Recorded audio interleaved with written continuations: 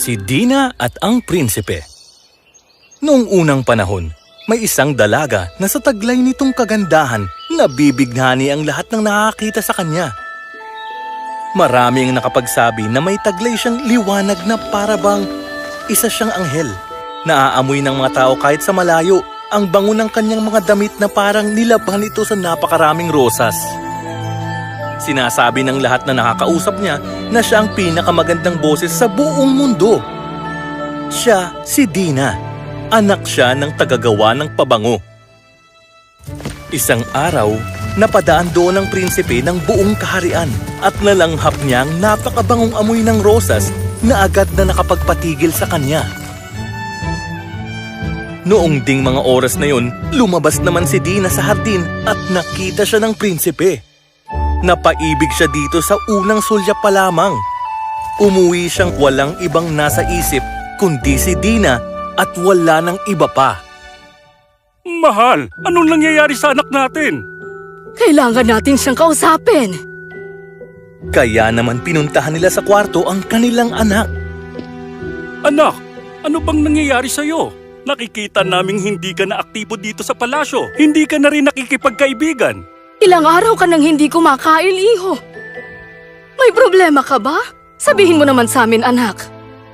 Patawarin niyo po ako, ama, ina, pero hindi ko maalis sa isip ko ang anak na tagagawa ng pabango. Hindi siya prinsesa, pero siya ang pinakamagandang babaeng nakita ko sa buong buhay ko. Mahal na mahal ko na po siyang talaga.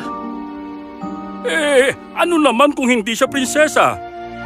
Kung mahal mo siya, ipapatawag ko agad ang tagagawa ng pabango para humingi ng permisong magpakasal sa'yo.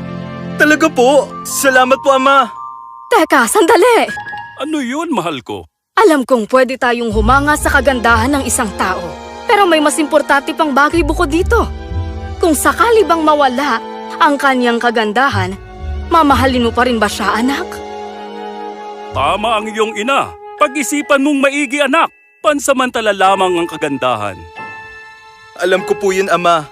Yan ang dahilan kung bakit nahiya akong sabihin sa inyo ang lahat ng ito. Gusto ko siyang mahalin ng buong buo. Kung ganon, maghintay ka ng 1 taon. Umalis ka at maglakbay. Mamuhay ka na para bang hindi mo siya nakilala. Huwag mo siyang banggitin kahit na kanino. At kung mahal mo pa rin siya pagkalipas ng 1 taon, ipapakasal ko na kayong dalawa, iho. Sige po, ama. Gagawin ko po.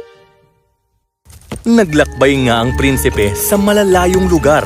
Namuhay siya na parang hindi niya kailanman nakilala si Dina. Hindi niya ni minsan binanggit ang pangalan nito. Pero gayon paman, mahal pa rin niya ang dalaga. Pagkalipas ng 1 taon, agad na nagpadala ang hari at reyna ng sulat ng paanyaya sa tahanan ni Dina para pakasalan nito ang prinsipe. Aba, salamat!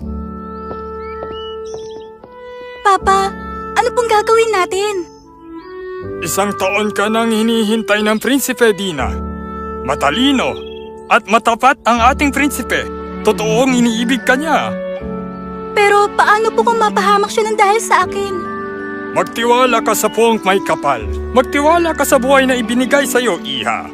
Kung ganun, sasabihin natin sa hari na mananatili ako sa palasyo ng buong araw. Pero uuwi po ako dito pagsapit ng gabi.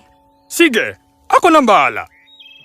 Pumunta ang ama ni Dina sa palasyo. Ibinahagi niya ang kagustuhan ni Dina sa mahal na hari. Mahal na hari, ikinagagalak namin tanggapin ang iyong imbitasyong kasal. Pero may isang kondisyon ng anak ko bago siya pumayag. Sa pagtira niya dito, mananatili siya sa buong araw sa palasyo. Pero papayagan niyo siyang umuwi sa bahay tuwing gabi. Sa totoo lang, mukhang kakaibang hiling niyo, Ginoo. Ngunit kung papayag ang aking anak, sige, hahayaan kong gawin nilang mag-asawa ang gusto nila. Naganap nga ang isang napaka-ingranding kasalan. Masayang-masaya silang dalawa. Kahit alam ng prinsipe na kailangang umuwi ni Dina tuwing gabi, masaya naman siyang makakasama na ito ng buong araw. Ngunit hindi niya inaasahan na nangyari ng sumunod na araw pagkatapos ng kasal. Bakit umuwi ka agad sa iyong ama pagkatapos ng kasalan? Gusto ko lang malaman. Masaya ka ba? Tignan mo ito, may dala ko para sa'yo. Gusto mo bang sumama sa akin maglakad sa labas? Ha? Nagtagal ng ilang buwan ng ganitong sitwasyon. Gabi-gabi umuuwi si Dina sa kanyang ama. Pagsapit ng umaga, bumabalik sa palasyo si Dina. Buong araw lamang siyang umuupo sa tabi ng bintana na hindi man lang tumitingin sa prinsipe. Mahal na mahal ng prinsipe si Dina kaya hindi niya magawang magalit dito. Mahal mo ba ako, Dina? Sabi mo sa akin kung paano kita mapapasaya. Masaya na akong tumingin ka sa akin ngayon. Salamat. Totoong mahal ng prinsipe si Dina, ngunit nalulungkot siya tuwing naiisip niya na hindi niya ito mapasaya. Isang araw habang naglalakad siya sa kanilang hardin, nakasalubong niya ang kanyang kaibigang hardinero. Mahal na prinsipe, nalulungkot akong makita kang hindi masaya. Sabihin mo sa akin kung anong problema. Hindi ko na alam ang gagawin ko, John. Walang araw na hindi umuwi si Dina sa kanyang ama tuwing gabi.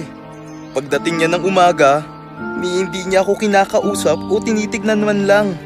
Mahal ko siya pero hindi ko alam kung paano siya pasasayain. Anong gagawin ko? Meron akong bagay na makakatulong sa'yo. Dalhin mo ito, mahal na prinsipe.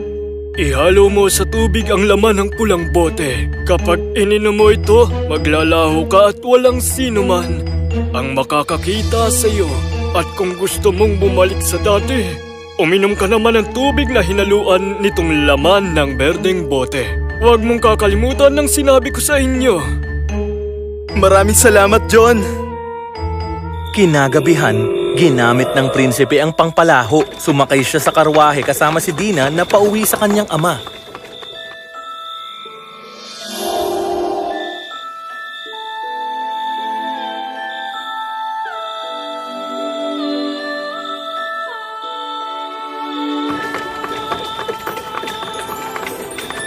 Kawawa ka naman.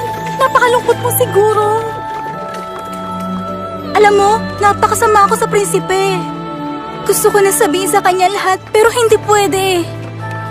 Malinaw ngang mahal na mahal ka niya para hindi kanya piliting magsalita. Purihin ang hari ng kalangitan! Simulan na ang konserto! Umawit si Dina at ang mga anghel, taglay ang pinakamagagandang boses nila. Umawit sila hanggang umaga, hanggang sa patigilin ito ni Indra. Panginoon, gusto ko pong... Hindi pa panahon, Dina.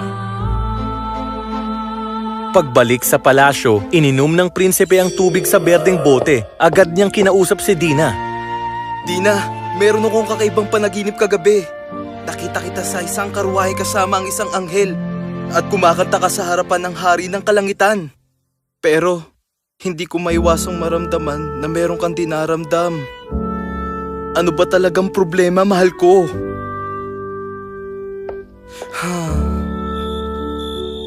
Nang gabi ding yun, muling nagpalaho ang prinsipe at sumama kay Dina pauwi sa kanyang ama. Naghihintay sa kanya ang anghel at ang gintong karwahe. Mukhang higit na mas malungkot ka ngayon kaysa dati Nakikita ko naghihirap ang prinsipe. At wala akong magawa para tulungan siya ngayon. Mahal mo ba talaga siya, Dina? Higit pa sa buhay ko. Pero hindi ko pa rin ito masabi sa kanya. Sandali pa at nakarating silang muli sa palasyo ng kalangitan. Nang gabing yun, napuno ng magagandang dekorasyon at diamante ang bulwagan ng kalangitan. Sa gitna nito, naroon pa din ang malaking sulo katulad ng nakaraang gabi. Purihin ang hari ng kalangitan! Simulan na ang konserto! Umawit muli si Dina at ang mga anghel. Ito na yatang pinakamagandang boses na pwede mong marinig. Umawit sila hanggang umaga, hanggang sa patigilin ito ni Indra. Panginoon, kasi po... Hindi pa maaari, Dina! Pagbalik sa palasyo, ininom ng prinsipe ang tubig sa berdeng bote, muli niyang kinausap si Dina. Dina, nanaginip ako ulit ng kakaibang panaginip kagabi. Nakita kita na sa isang karwahe kasama ang isang anghel at kumakanta sa harapan ng hari ng kalangitan. Pero napakalungkot mo, malungkot para sa isang taong mahal mo. Bakit ka malungkot, mahal ko? Ikinagulat ito ni Dina. Matsagang nag-antay ang prinsipe at sa wakas, nagsalita na rin si Dina. Totoo bang napanaginipan mo to lahat? Parang ganun na nga. Mahal kita, Dina. Sabi mo sa akin ano bang nagpapahirap sa'yo.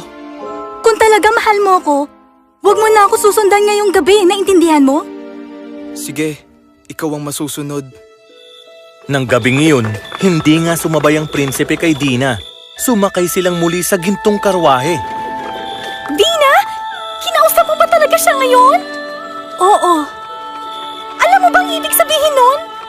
Bahala na. Nang gabing iyon, umawit sila ng buong gabi sa palasyo sa kalangitan. Kinaumagahan ng patigilin ni Indra ang konsyerto. Panginoon, ano po? Hindi pa! Nakipag-usap ako sa kanya. Ano? Kahit alam mong... Na kapag kinausap ko ang asawa ko, bago pa man magkaapoy ang sulo sa pag-awit ko, mawawala ang kagandahan ko at kabataan ko. Oo! Pero ginawa mo pa rin? Mahal niya ako at mahal ko din siya. Hindi ko na kayang nakikita siyang nahihirapan. Mas maigi pang mawala ang iniingatan kong ganda at iwanan niya kesa naman magkasama kami pero nasasaktan ko lang siya. Kung ganon, sige. Pagsapit ng umaga nang muling puntahan ng prinsipe si Dina, nakita niyang nasa sulok ito at hindi humaharap sa kanya. Tinawag niya ito. Dina? Humarap si Dina. Iba na ang itsura at hindi na tulad ng dati. Wala na ang kislap sa kanyang muka at puno na ito ng peklat.